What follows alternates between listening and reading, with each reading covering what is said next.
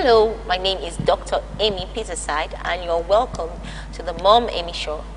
Today on the show, we're going to be talking about a subject that is commonly discussed among singles, and it is, should wealth be an issue?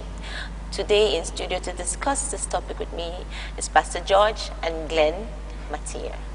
Pastor George is the youth pastor of Christ Ambassadors Church, and he has been married to his beautiful wife for 2 years now. You're welcome to the studio, Pastor George. Thank you so much, Mama. And you're welcome, Glen. Thank you very much, Mama. Okay, Pastor George, would you please give us an insight as to how things were with you before you decided to get married to Glen? And again, Mama, I just want to say thank you for inviting us and accepting us to your show. It's such a privilege. It's an honor.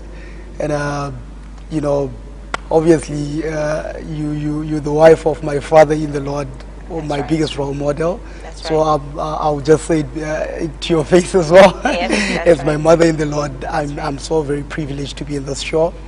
Thanks a lot. And again, going back to your question, Mama, I met Glen, now my wife, a couple of years back, and you know, we dated for a little while before I got saved. Obviously, I think she was roughly about 17 when I met her, and I think I was around 19 or something. Okay. And then I got saved after a little while, and we broke it off because at the time I was young, and I thought to myself, you know what, if I'm gonna do this thing, I will do it right, and if I'm gonna follow God, then I'm gonna have to actually let some things go. And unfortunately, my wife was one of those things at the time. But as God would have it, she also got saved after a little while, and we just became friends after that, up until a point where we grew up a little, and we decided that it was more or less the time that we would want to get married. Okay. But again, back to your question, things were not very good. They were not looking up for me at the time. Yeah. And I think basically financially I was not in a very good space for marriage at that point in time, financially. Yes, ma'am. Okay, could you give us, could you break it down further? I want to know, want to understand what you meant by things were not very good. What I mean, Mama, is that I was staying in a very small room. I remember at the time. I was renting a small room for roughly around about 1,500, I think 1,600 rand. Okay. Which was, I was really battling to even pay that particular amount at the time. You know, after my tithes and my offering, and after I've bought food and the rental, I would literally not have anything in my pocket. Yeah. And it got so bad to a point that I was failing to pay the rental. And by God's grace, I believe strongly that, you know, we're privileged to be part of a ministry such as this one, a ministry of power and the manifestation of the power of God. One very miraculous thing happened to me at that time. Yeah. My landlord at the time had some spiritual problems. And it so happened that at that point in time, God enabled me to actually sort out his spiritual problems, because he had his niece, and I conducted deliverance from the niece, and God set her free by God's grace. They were having some spirit that was, you know, the most strangest thing that you would see. There was this demonic thing that was happening in that household. There was, you would wake up every morning and you find some human feces in the house, all over the house, all over the yard. And the wife would tell the husband that this is what we're experiencing in this place. But the husband would not believe these things because I think he had not been exposed to spiritual things, and he was just thinking that maybe she's just saying. By the time he would wake up, the wife would have cleaned up everything. So by God's grace, I automatically knew that something is happening in this house. And then I cursed and I rebuked the spirit, and immediately the next day it ceased. And the wife came to me and she said, you know what, it didn't happen today. And the next day she checked that she wasn't too sure. The next day she checked again and again and again. And after about a week, she was like, no, it has ceased altogether. So after that, when I was having a financial strain, the landlord said to me, no, you know what, you can stay for as long as you want to stay in this place. Just give me whatever you can afford. So that was basically how God took care of me in that situation at the time. That's beautiful. Yes, ma'am. That's beautiful. So at what point did you begin to think of marriage? I began to think of marriage I think sometime towards the end of 2014, if I'm not mistaken, around about that time. And obviously, personally, I would think of it, but it got to a point that, you know, in as much as we are in the world and we are spiritual, we are physical beings, was also spiritual beings.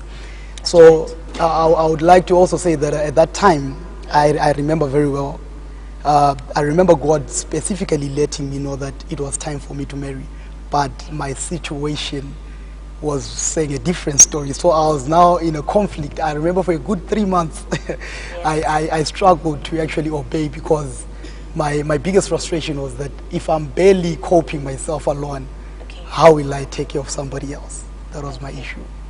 Okay, so you believe that God directed you, instructed you, or made you feel like getting married at that point in your life?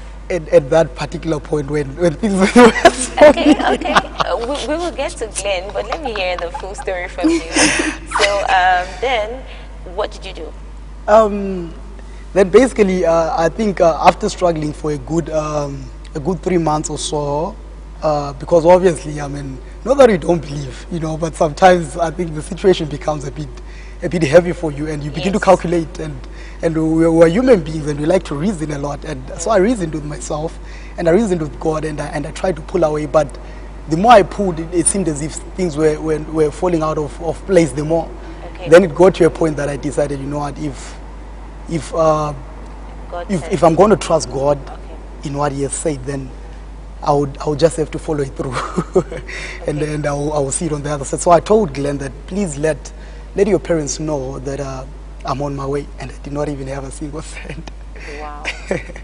Wow. Yeah. So I just put the preparations in place.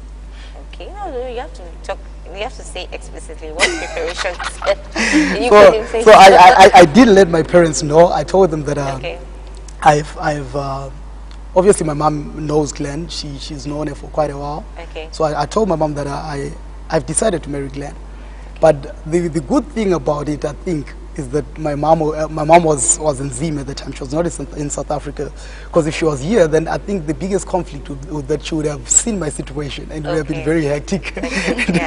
She would have been even shocked, and she would have asked herself, like, how are you going to even be able to marry with the situation that you're in? So I just let her know, and I said, Mama, I'm ready to marry. You remember Glen, the one that you have known all this time? Yes, I'm ready to marry her.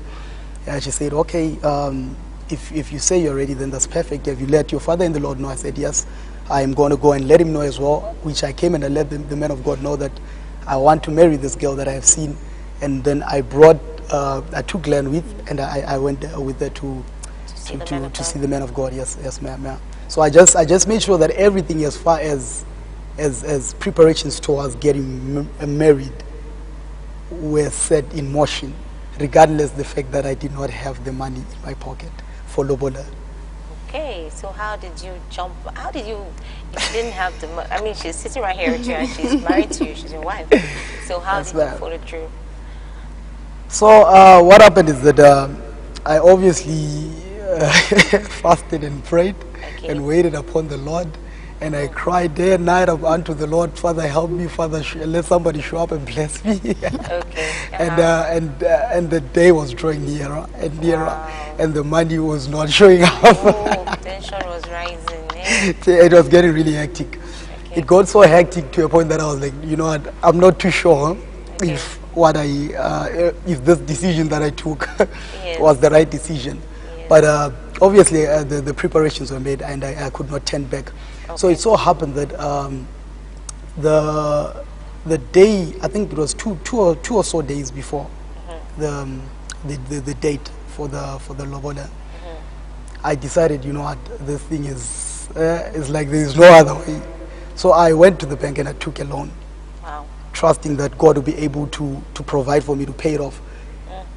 And if you remember very well already, I'm already in a situation, because I'm barely coping as I am at that point in time. I can't even pay my own rent, let alone be able to pay a loan. But I took the loan. Wow.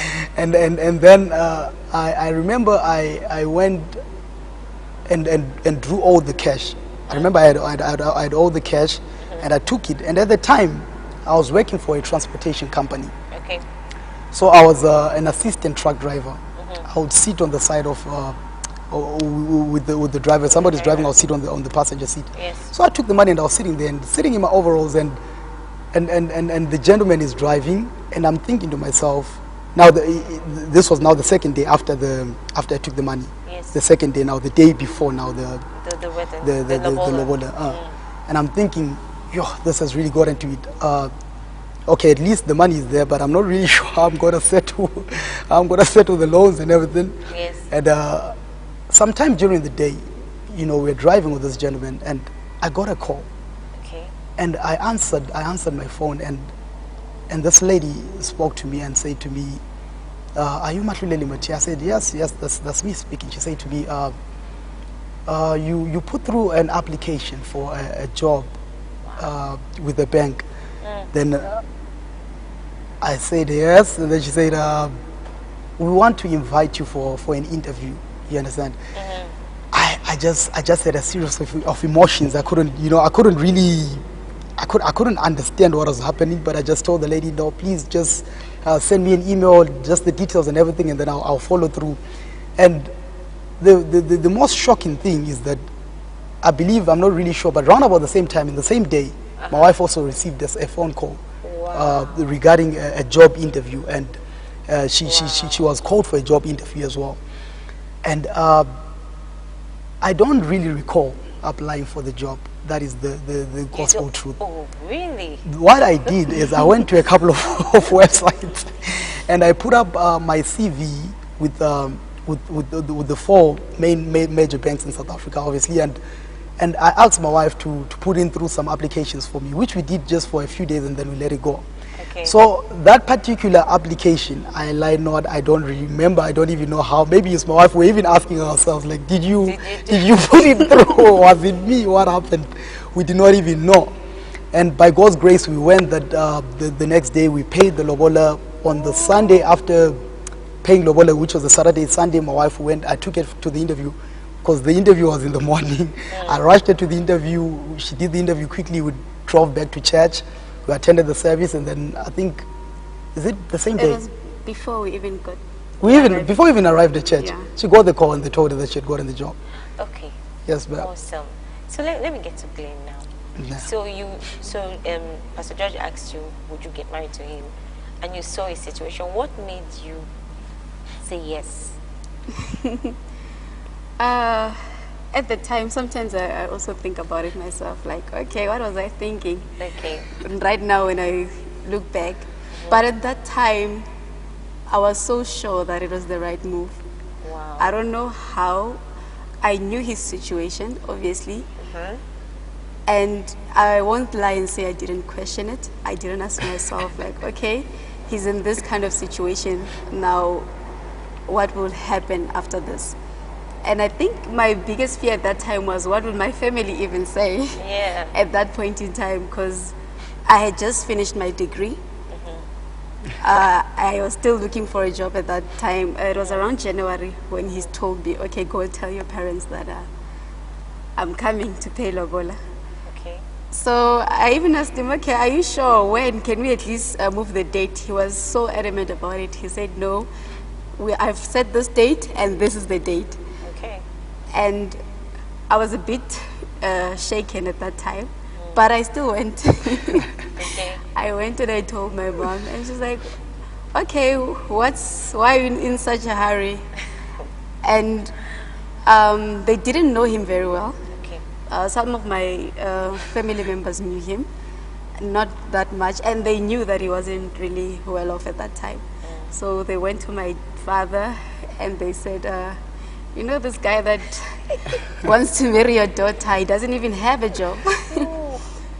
So obviously I had to convince my family that no, he actually does have a job and he will take care of me. And I think since I had just finished my degree, another thing that made me a bit comfortable was the fact that I knew that I was going to get a job, because I had a bursary, Okay. and they had to give me a job within 3 months or so.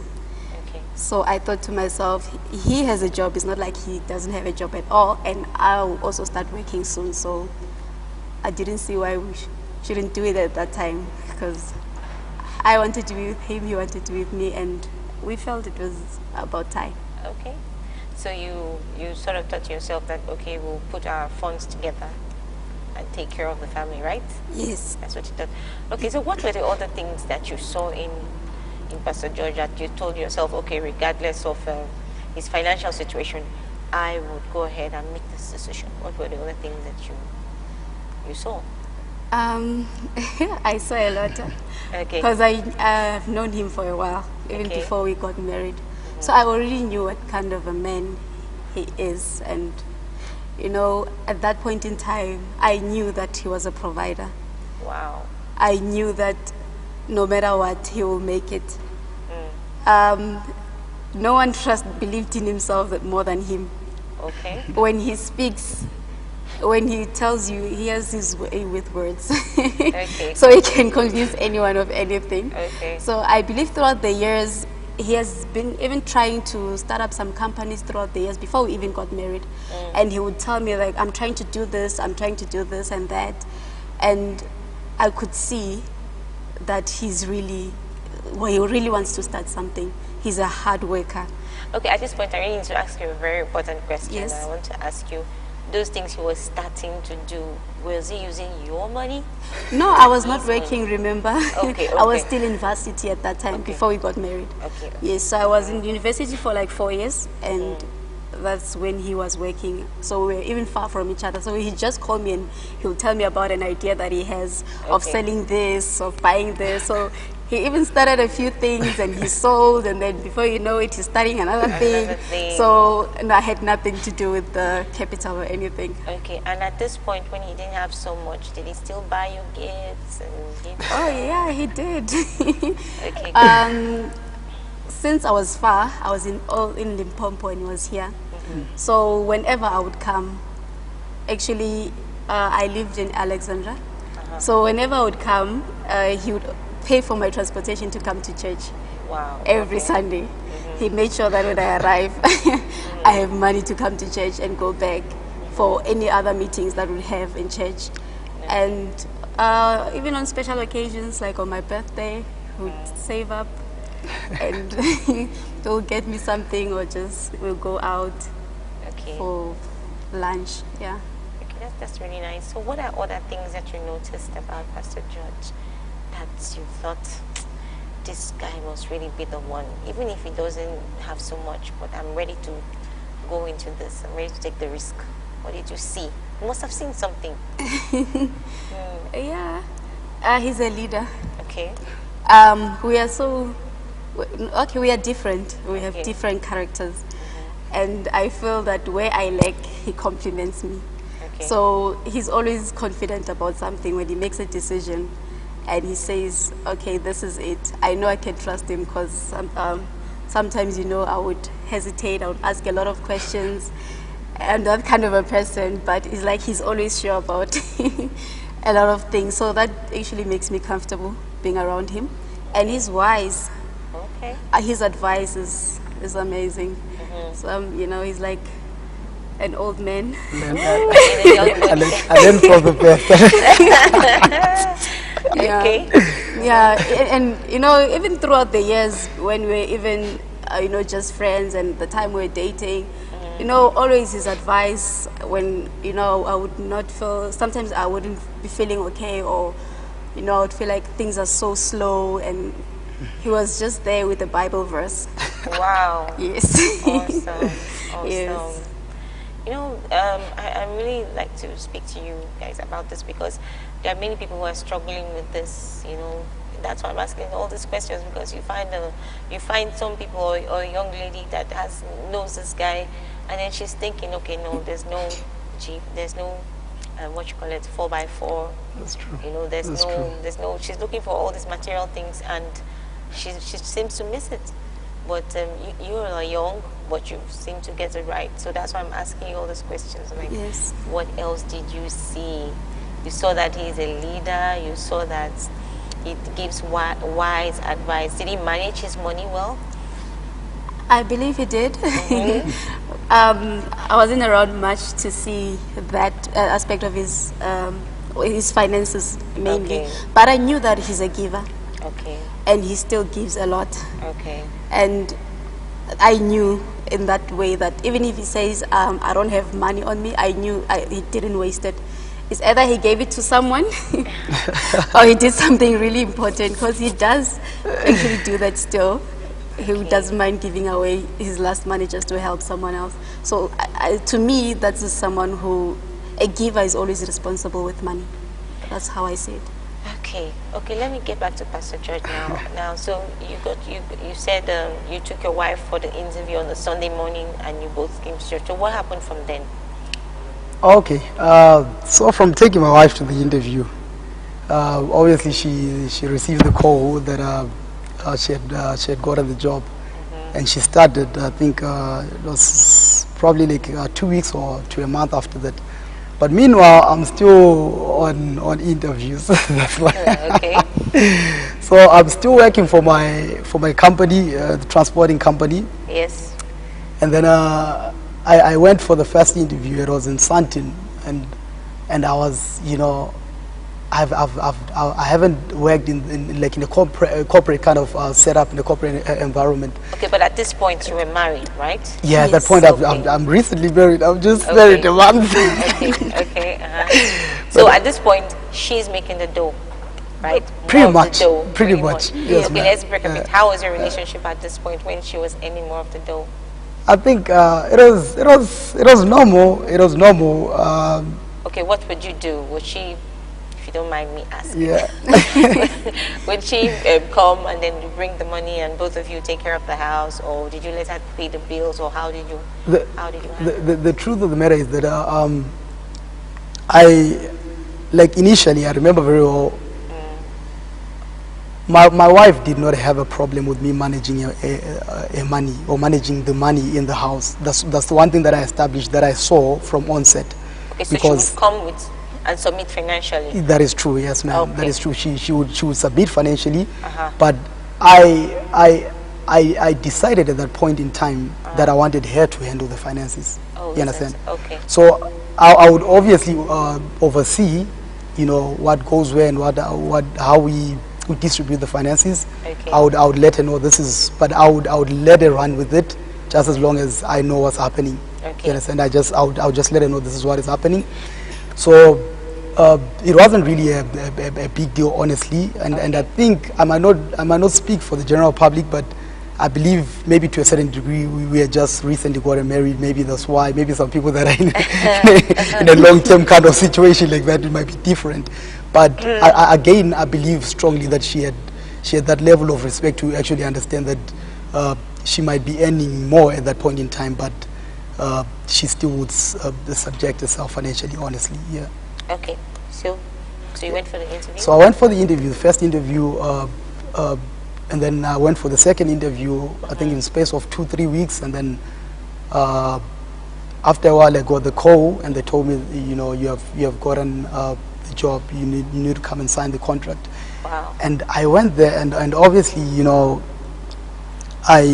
was just a different thing altogether for me, because I did not qualify for the job, and it was just way too much for me in a short space of time. But then I began to reflect again to the time that God had told me that it was time for me to get married, and I struggled with this will for a very good 3 months, and I was telling myself that I'm not financially sound for this kind of decision.